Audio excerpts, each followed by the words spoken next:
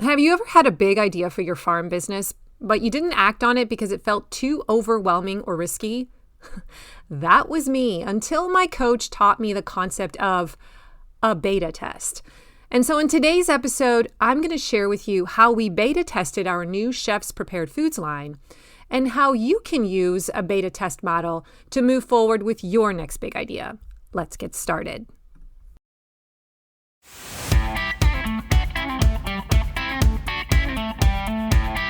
Hey there, this is Corinna Bench, and welcome to the My Digital Farmer podcast. In today's market, it's not enough to just grow your product. You've got to know how to sell it too. Welcome to the My Digital Farmer podcast, where we reveal online marketing strategies and tips to help farmers like you get better and more confident at marketing. Learn how to find more customers, increase your sales, and build a strong brand for your farm. Let's start the show. Well, welcome to episode 314 of the My Digital Farmer podcast. I'm your host, Corinna Bench, one of the farmers at Shared Legacy Farms out in Elmore, Ohio. I'm also the founder of mydigitalfarmer.com, which is all about trying to help other farmers like you get more confident in your marketing and sales strategy so that you can grow a profitable business. How's everyone doing today? Welcome back to the show. A big shout out to all of my regular listeners. And if you're new to the show, thank you for being here today and checking me out. Make sure you subscribe to the podcast if you end up liking it. I always tell newcomers to go check out my first 10 episodes, especially if you're kind of new to the marketing lingo, because I designed them to be an on-ramp into the marketing space. You could also get onto my email list, because when you do, I'm going to make sure you become an expert pretty quickly. I'm going to drip out an email to you about every 5 days for 3 months. I'm going to share with you the key teachings and principles you need to know, the framework of marketing, some tools you need to have in your toolkit, people you should be following, resources I'm going to give you. It's really good. You can subscribe to that for free at mydigitalfarmer.com/subscribe. Today's episode is sponsored by my friends at LocalLine, the best sales platform built for farms. LocalLine is the most comprehensive software for farmers and food hubs that's out there, selling direct to restaurants, schools, wholesale buyers, running a CSA, and more.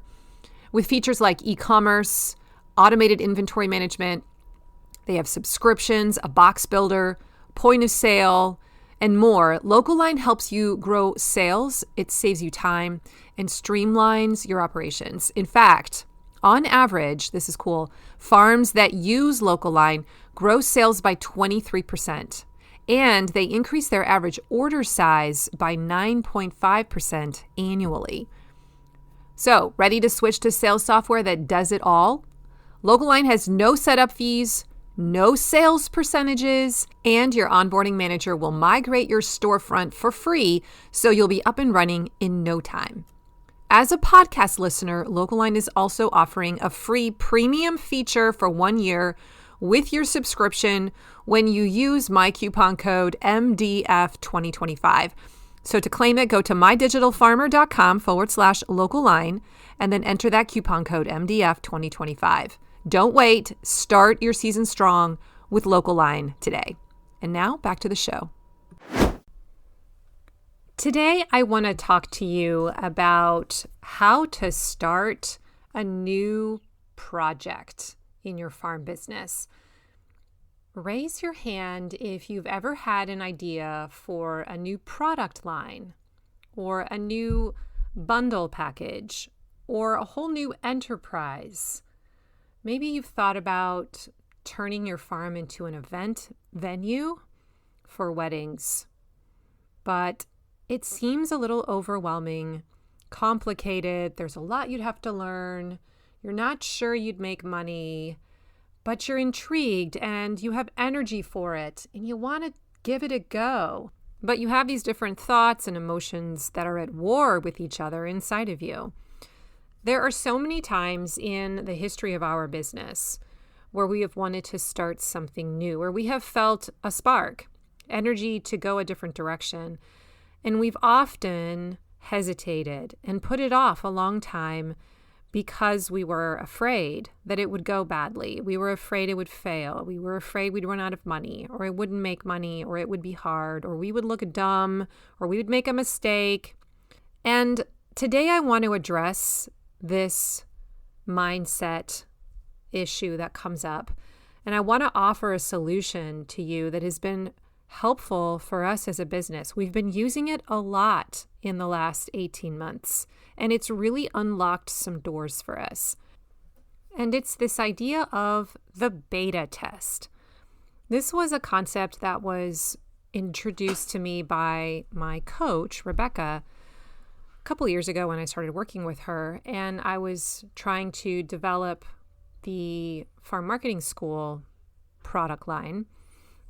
And I was just really overwhelmed by it and scared of it and not sure it would even work. And she said, why don't you put a container around it? And I was confused by that response. And what do you mean, put a container around it? And she elaborated, well, why don't you take a very small portion off of this idea, test it on a small scale, and see how it goes and see what you learn from it. Play in the sandbox. And it gave me so much freedom to attack that particular project from a place of play instead of a pressure and a have to. And I have since adopted that strategy on a lot of other projects in our farm business as well. And frankly, even within our own personal life, it's something that I use to coach my children a lot when they have to try something new or they're scared of doing something. And I encourage them to look at it as a beta test. Well, hey, let's take the pressure off. Is there a way that we can make this into a short-term type of project that we just look at with curiosity and try to learn from it and gather data? Most recently in our business, we had this pull to try a value-added food line. And unfortunately, we don't have the capacity, the facility to create the products ourselves. And so we explored this idea of working with a chef who we would sell our vegetable product to, and then he would make prepared foods out of it, a frozen foods line, sell them back to us at a wholesale rate, and then we would sell those to our customers. And we were really excited about this idea. We wanted to explore it, but we came up against all those same feelings, right? Of, oh man, this seems like a big deal. There's so many steps that we'd have to figure out. What if it doesn't work at the end of it? And we realize it's not going to make us money. And it almost exhausted us, and we just didn't even want to try it. But we decided to look at it through the lens of a beta test. And we asked ourselves, well, how could we beta this? How could we run it on a small scale and test it out and see if it has wings and work out the kinks, see what the kinks even are, and minimize our risk? And so that's what we did. We decided to treat it like a beta test. It immediately took the pressure off. And suddenly the first steps to trying to complete the project became clear. And the first one was, hey, let's talk with the chef, see if they're even interested. And just piece by piece, the elements kind of fell into place. And we are now, as I record this, we are now in week 2 of our beta launch. We decided to launch it as a 4-week trial, so a chef's club for 4 weeks. This isn't actually how we're ultimately going to try to do it in the main season, but we wanted to get a group of people to commit to this product for 4 weeks in a row so that we could reach out to those clients every single week and get their feedback consistently, right? So they'd have 4 different chances to experience the product in a slightly different way. What are the themes and the patterns they notice, and then use their feedback to help improve each week. And it has been amazing. Like, we so far have learned a ton. I'll share some of the kind of insights as we go through this episode. But it has empowered us. It has gotten us excited. It actually broke the log jam too. We took action. It made us take baby steps forward. And anytime something felt daunting, we're like, you know what? Let's not make this complicated. This is just a beta. And we were able to break through the wall and keep moving. So I wanted to share kind of this story of how we beta tested a entirely new product line in our business and how that has kind of helped us get over the hump and what to expect if you are going to do a beta test. And I think the goal of this episode was for you to listen to this story, to hear the lessons that we've learned in it so far, and to imagine, is there something in my business that I could beta test to get myself to take action on it? What is the thing that you've been wanting to try, but you haven't touched it with a 10-foot pole because it just felt overwhelming? And today I want you to think about that thing through the eyes of a beta test. And maybe after listening to this episode, you will feel empowered. You'll see some of the tools that you have at your disposal to wiggle your way into this new reality. So I have some notes here. I'm going to go through them fairly quickly, and hopefully you will glean some wisdom from it. The first thing I wrote down is put a container around it. These are the words from my coach, Rebecca. And how can you put a container around this idea? What's a way that you can make this big thing feel small? Can you limit the amount of time that you offer this product? Can you limit the number of products to, I don't know, just one version? Maybe it's limiting the number of customers that get to test it out. Maybe it's you limit the price or you lower the price because you know that it's a beta version. So in some way, a beta test involves putting a container around the project. One of the things I want you to think about is setting a goal for your beta test. So is the goal just to figure out how many hours it's going to take to pack this particular product line? And that's all the information you want to figure out by doing the beta test. Or maybe you want to work out the workflow issues that come up when you try this new thing, and you need to just identify what they are. And that's the goal of running the beta test. So I encourage you to come up with one or two goals that you are specifically looking at, because you will then be measuring data and looking at the project through that lens the whole time. Make sure that that's clear. The second thing is to announce this launch or this new product. And by that, I mean, take action, schedule it, put it on the calendar. And when I say announce it, like I announced it publicly. I said, we're doing this thing 2 weeks out before we wanted to actually sell it. I told the world we were going to do it. And by doing that, it forced me then to actually follow through. It forced me to take action. I always say that action leads to more decisions later. And sometimes things don't change in our life because we simply don't take action. So I encourage you, once you decide you want to do this, tell someone else, put it out there publicly, and that will force you then to get the ball rolling, and you'll have to make some version of the beta test actually happen. We did that with our customers. We announced that we were going to kind of sneak peek that we were going to do this prepared foods line. And once word got out, it was like a firestorm. Everyone got really excited. And then I kind of looked at Kurt and said, well, I guess we're doing it because everybody's asking us about it. So we better figure this out. Also, tell your customers that it is a beta. This may seem obvious, but I don't think this is something you should hide. And in fact, as I began to pitch this Chef's Club offer to people, I noticed that I began to talk a lot about how I was inviting them to be a beta test person. It was almost like I was positioning it as an honor to be asked to be a beta tester, that it was a privilege to help us build the future of this cool new thing, of this new line. Don't you want to be a part of history, is kind of how I positioned it.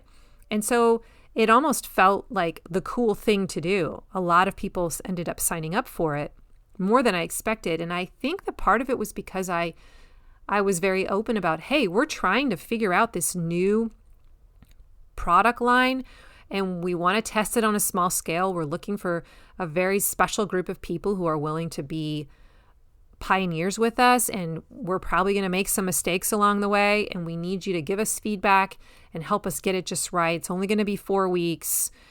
Who's in, right? So that kind of a language casts vision. Now they're a partner in this project. And then, of course, we have to make sure we ask for their feedback every week and take that into account. But I think it's a great idea to tell your customers and invite them to be a part of the beta. This also sets the expectations for them that you are possibly going to make some mistakes. And so when you do, it's not a big deal. It takes the pressure off you to knock this out of the park. You tell them, hey, we're probably going to make some mistakes. We need you to point them out and help us along and figure this out. And now you're not worried about upsetting them when you actually make a mistake in the process. Number 4 is to pre-sell before you make it.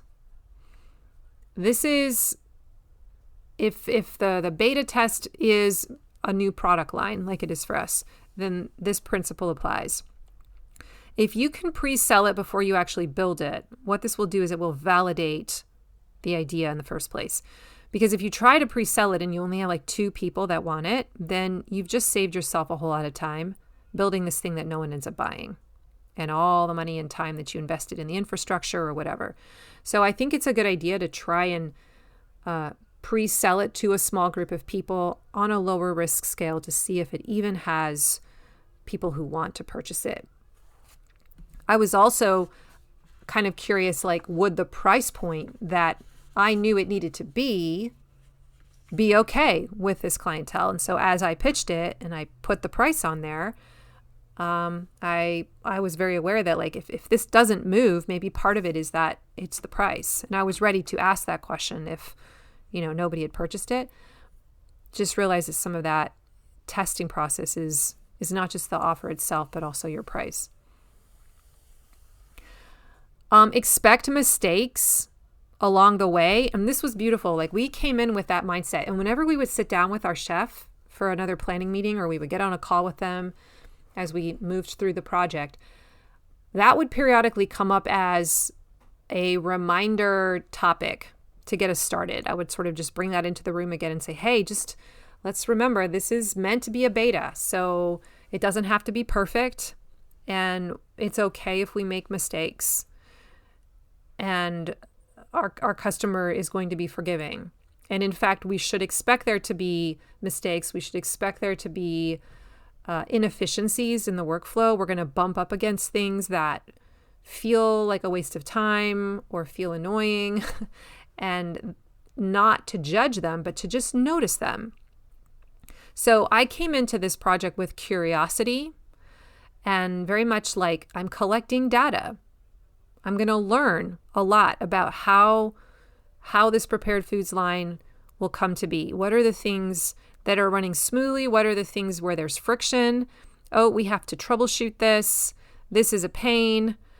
So we had all kinds of things go wrong in our first week. So little things like at the point of pickup, our site host team, when they would go to grab the items out of the giant chest freezer that we had just purchased, they said, well, the chest freezer vacuum seals again every time we close it, and it takes like 10 seconds before we can reopen it. And that's a silly little thing, but you can't be waiting 10 seconds every time you have to open the freezer. That's a problem. So something like that we weren't anticipating, and we had to build a workaround for that. Or the fact that we learned that it takes a little bit longer than we thought to freeze the soups. And so the first batch came and it wasn't frozen. So we just passed it out non-frozen and explained it to them, and everyone was cool. The chef, I remember him telling me, well, I discovered that I need to have bigger pots because this is a lot more soup than I was thinking it was. So he was going to have to go out and buy more pots, right? So at this scale, What does our cookware look like in the kitchen? All these little things that you don't realize are going to be an issue until you actually get into the weeds, get into the sandbox, and start playing around. So give yourself, I guess, permission to make a mistake, to feel inefficient, to waste time even for the sake of figuring out the system, to waste money. We even said that to each other as we were meeting together as a team. One of the things that has been stressing me out the most is something silly. It's the bags, like how this stuff gets packaged. And I hate the idea of investing money in a certain kind of packaging for these different food items, or even just the bags for the different items. We have some things in our online store that are going to be just from our vegetable stock, right? That don't go in the freezer. And then we have other things that need to be in the freezer. And so how do you combine these two? What kind of bags do they need? And I don't want to go spend all this money on stuff and then realize, oh, it's just not quite the right volume sized bag, right? It really needs to be a little smaller, a little bigger, a different kind of material. And then just realizing, you know what, maybe I'm going to waste some money finding the bag. Maybe I'll buy 3 different versions before I find the one that works. And I just have to see that as a cost of doing business and figuring out this product line. So be curious, bring a spirit of play, realize it's going to be messy, and that's all part of it. So that was helpful to have that mindset and to keep reminding ourselves of that as we built this thing. It took a lot of the pressure off. We also, by the way, shared some of these foibles with our customers on week 2. And I just found many of them found that humorous. I found that it was a way to connect with them, to show them, hey, in the spirit of being creative, like here's what we're doing over here. Here's what we're learning. What are we learning from you? Share your feedback here with us. So we were testing out workflows, like how do we pass out the product? How long will it take to actually pack the product? How do I build my checklist so that it's clear that there's refrigerated products and frozen products? Like I had to think that through. How do we set up our communication flow between the chef and ourselves? Ultimately, we want to turn this into more of a week-by-week inventory line. So we just put in an order with the chef and say, hey, we want a standing order of this many pot pies, this many gratins, this many breads, whatever. And he just brings it to us every couple of weeks, puts it in our freezer inventory. We bills us, we pay him, and then it's our liability to try and sell it, right? So we have to figure out a way to communicate so that I know how much is in my inventory if he drops stuff off, and then how much I remove, so we can be kind of in the moment and making decisions in real time. So that's a system that eventually has to scale, and we have to practice that now and figure that out. What's coming up for us, the timing of it all, things like that. COGS, cost of goods sold. What is the price that people are willing to pay? Is the profit margin good enough for us for some of these products, or we just won't offer them? All of that stuff had to be figured out. So just kind of realize some of the stuff you don't even realize you have to figure out until you get into the sandbox. And that's just the only way to discover it. The next thing I wrote down was to treat my beta testers as VIPs. I've noticed that that's what I've been doing. I don't have a formal VIP program per se, but I'm beginning to experiment with one. And I'll actually be doing a podcast episode about that here in the next few weeks. But I've noticed that I've been treating these 50 plus people as special people, right? I appreciate that they took a risk on me. And on the first week, we gave them a bonus gift of some salts that our chef put together, tasting salts. I think next week I'm going to bake a cookie for everyone. Just kind of being very organic about it and just trying to show them some love and appreciate them. They're not going to expect this. It's going to be a surprise every time, but I'm hoping that adds additional value to the experience and makes them more likely to want to do something like this with us again. They're telling us really good feedback already after a couple weeks here. You know, we've heard things like, hey, the focaccia was inconsistent. I had some that were incredible, and then I had one that was crunchy on one corner, and it felt like it was a little bit like almost on the burnt side. That's really helpful, right? That's helpful information that I can share with the chefs so that we can really dial that in. I'm learning how they're actually using the product by sending out a form that they have to fill out. They're telling me like, oh, I actually didn't even try the soup because I was asking them, how does it taste? And like, I haven't even tried it. I just threw it into my freezer. Well, that's good to know. This isn't something that they're jumping into right away, but it's something they want to store and be able to use later. So I'm kind of getting a sense of how the product's actually being used. It's becoming clear that the salad dressings are widely popular, and that might be a product that I therefore might want to really stock well in my online store because I'm getting a ton of comments about how amazing it is, right? All these little clues come along the way. So I want to appreciate my VIPs for sharing that with me, so I'm taking good care of them. I wrote down that doing a beta test has really taken away the feeling of overwhelm because it is a test, because I am giving myself permission. I know that there's an end point, in 3 weeks, 2 weeks now, it's over. And I can decide to pull the plug. I can decide to look at the stuff we were measuring and say, nope, it doesn't meet this criteria for us. And this is what it has to be able to do for us in order to be considered a success. And I could decide we're done.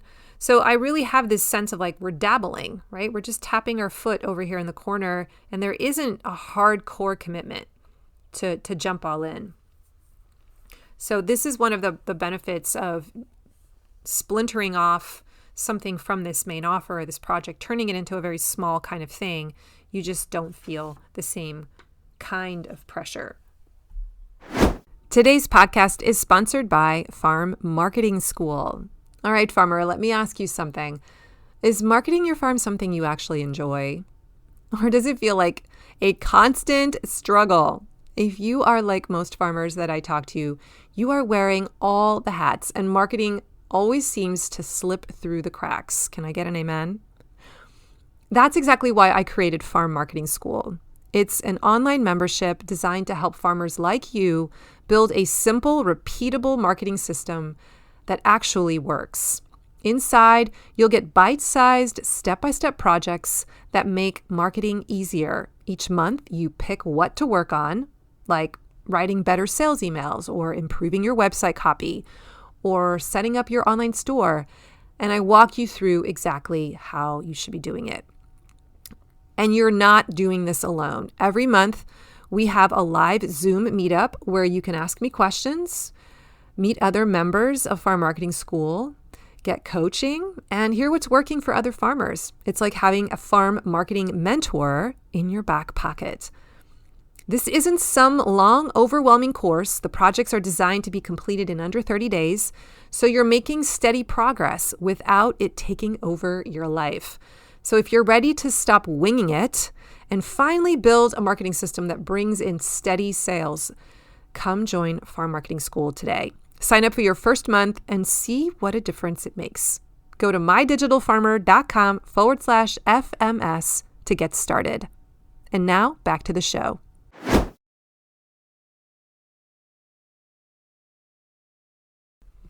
Now, make sure that you're capturing the right data along the way. So for us, we're tracking numbers like sales, the time spent in organizing things on the back end.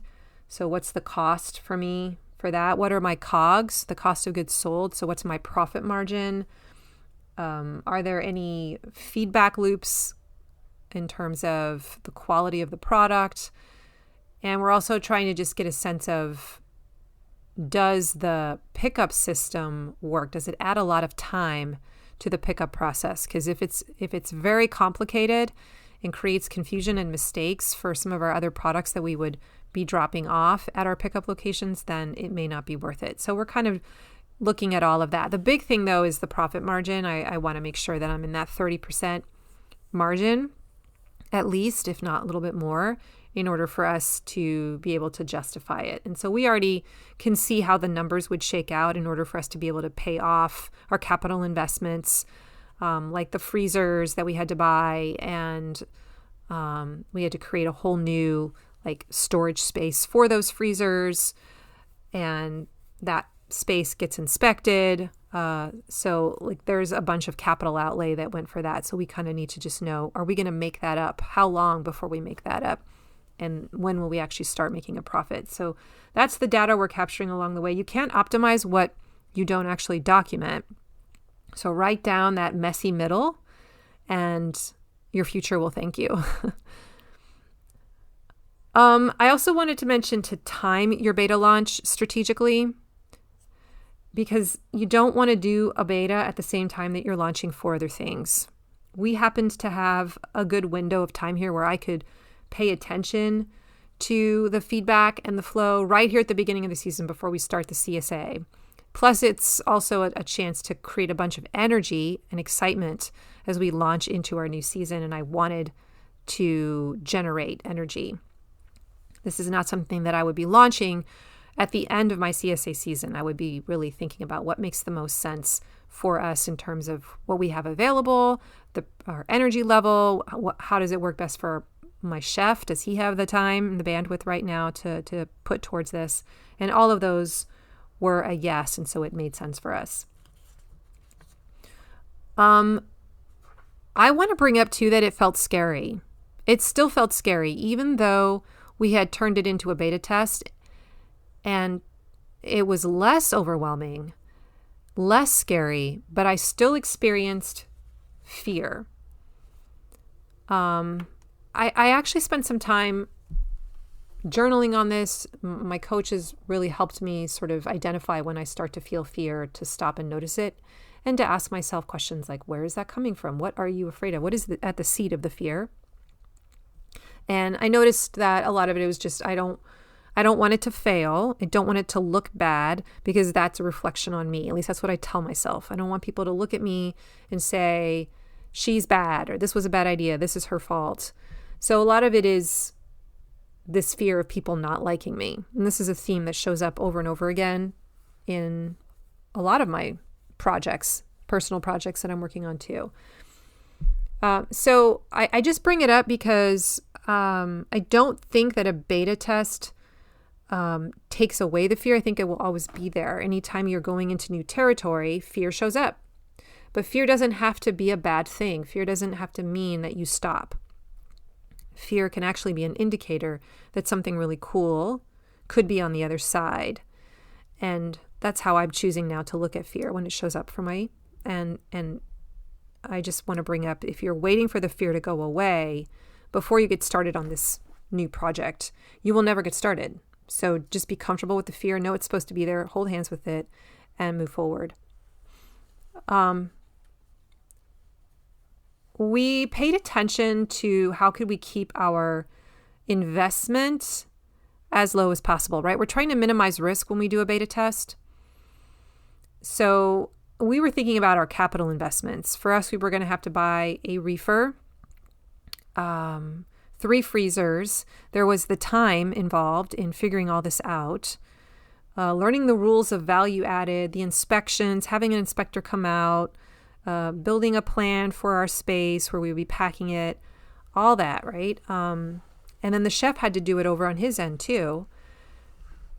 And the whole time we were doing this, I'm like, okay, at what point do we cut our losses? Like, are we still feeling like this is going to go somewhere? And when Kurt ended up telling me that he bought a more expensive reefer than we had originally budgeted, we justified it by saying, you know what, this reefer is in amazing condition compared to the other ones we were looking at. And so we know we could easily sell this one if this project scales or if it doesn't work out. And so when we looked at it, like what's the resale value of these freezers, of the reefer? Like, are we really all that much out a bunch of cash if this doesn't work out? And we realized, no, you know what, there isn't much of a financial risk here, maybe a little bit. Most of it would be our time. And so it just felt like a good fit. So just be asking that question, like, how can I minimize my risk by keeping it small? The final thing I want to say here is to make sure that you are debriefing, you're evaluating the project. So when it's over, it hasn't happened for us yet, but we are planning on taking some time to reflect once the beta wraps up and ask ourselves what worked, what flopped, what did we notice, What did our customers really value? And almost like writing a short post-mortem to document the whole thing. Because a beta test without a reflection is just an experiment. But a beta with a debrief is a business lesson, right? And we will then make decisions based on that debrief. We'll know how to move forward. What should we tweak? What stays the same? And I can't wait to learn the lesson from this test. So today I want you to think about what can you turn into a beta. Maybe it means adding a CSA trial membership, and you offer a 3-week mini version of your CSA for new leads who are on the fence, and you just use it to test a new workflow or retention, how you onboard people.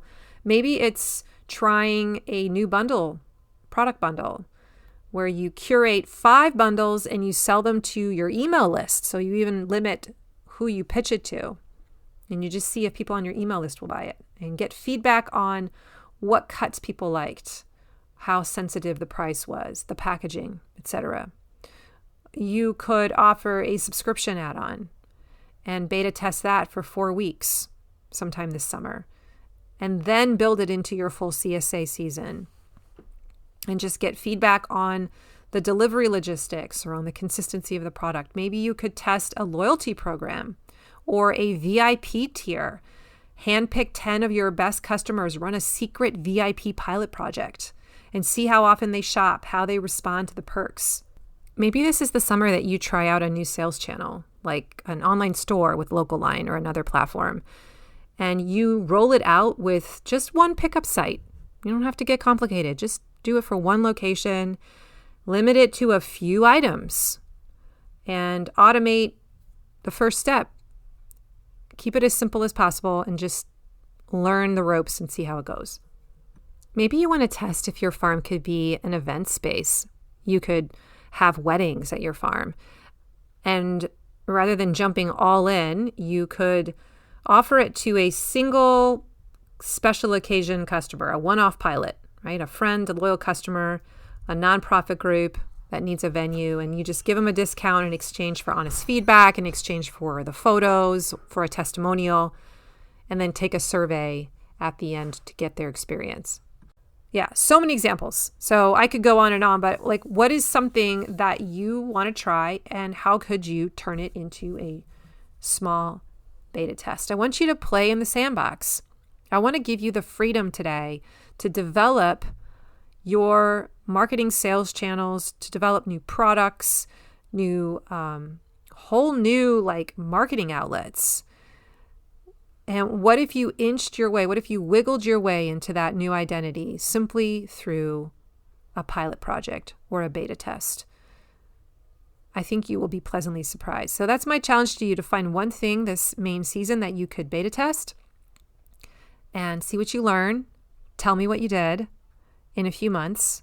Give me the results and see if it helped you create a whole new thing. I think you'll find that you will suddenly become very productive. You will create energy for your brand. You'll get excited about doing things because you're coming from a place of energy, and you'll actually take action because you're breaking it up into a smaller project and you're taking the pressure off.